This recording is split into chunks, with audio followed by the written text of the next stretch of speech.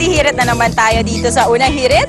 At nandito nga tayo ngayon sa Mabalacat, Pampanga sa Zoocobia para nga ihirit sa inyo ang iba't ibang klase ng activities and of course, mga animals, particularly mga birds ngayong umaga. Now, speaking of activities, unahin na natin ang kanilang super fun na tinatawag na shoot to feed. Ito pong shoot to feed mga kapuso, actually kung kayo ay may eye for shooting, bagay na bagay sa inyo yan. Kasi tulad na ginagawa ko, there you go. Using an air gun, kailangan yung bumarel ng mga lobong may laman na pagkain.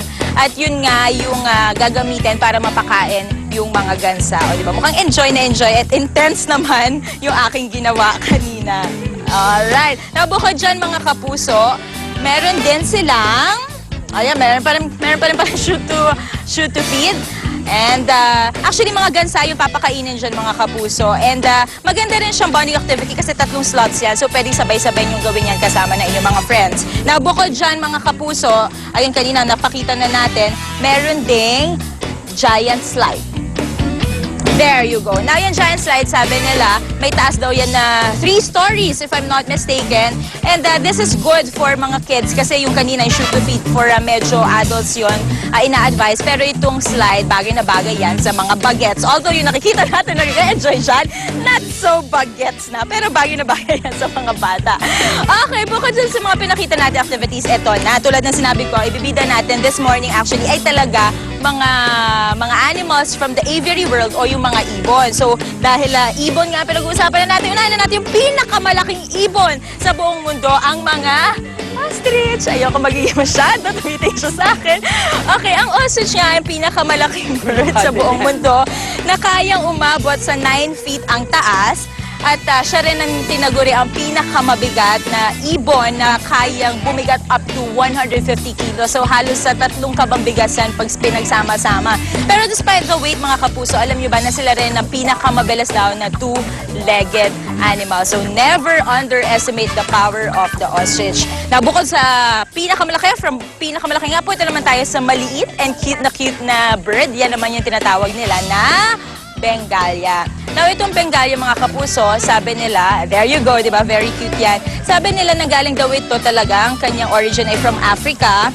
And dinala siya dito sa Philippines dahil pwede daw ito actually bantay. Kumbaga, ito yung parang dogs ng mga ibon kasi kilala sila sa kanilang medyo kakaibang ingay na nakikreate at paulit-ulit. Na kung naririnig nyo yung background music ko sa likod or background noise, siguro yung Bengalia yun dahil nga known siya for that. But anyway, bukod dito, meron pa daw ibang mga birds sa pinuntahan ni Drew and ni Arn. Go guys! Thanks, partner!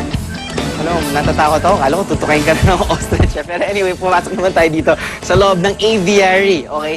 Patuloy pa rin ang nyo sa aming feature dito sa Scooby-Dooby-Doo. Alright, Zoocobia. Now, unahin muna natin yung tinatawag ng Philippine Serpent Eagle. Endemic po yan sa Pilipinas. Kumbaga, nakikita lang po ito dito sa Pilipinas.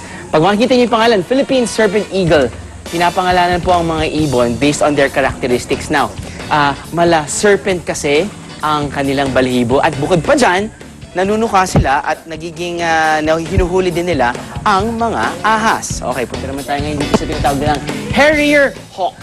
Come with me, Mr. Cameraman. There you go. Ang Harrier Hawk naman ay nagmula sa Africa at Sahara. Ito ay kilalang raptor o birds of prey. O pag tinatawag natin birds of prey, sila po ay lahat carnivorous. Ang mga hawk o tinatawag natin lawin ay kilala sa paggamit ng kanilang talons o yung tinatawag nilang paa sa paghuli at pagpatay sa kanilang prey. Let's move on to another bird of prey. Ito mo napapansin mo, meron siyang takip sa mukha. Kasi pag tinanggal mo yung takip siya sa mukha, susugulin ka niya. Kasi sensitive sila sa tao. Ayun na. Ayan na. Laki ng mata. Kita mo naman, Makikita niyo, mapapansin, matulis at may curve ang tuka nito dahil ito yung ginagamit niya sa pagpatay ng prey o yung kanyang kakainin. At alam mo ba, sabi nila, this is the fastest bird sa animal kingdom. Ang tuli niya. Kasi umaakit yan, biglang magdadive yan, tapos yung maximum speed niya, wala nyo, 200 miles per hour. That's more than 300 kilometers per hour. Ang tulin parang jet, ano? So sa aming pagbalik mga kapuso, i-feature pa natin, ibibida pa natin. Nako, isamot-saring mga hayop dito sa Zoocobia. Magbabalik po kami! Balik na tayo sa... Babalik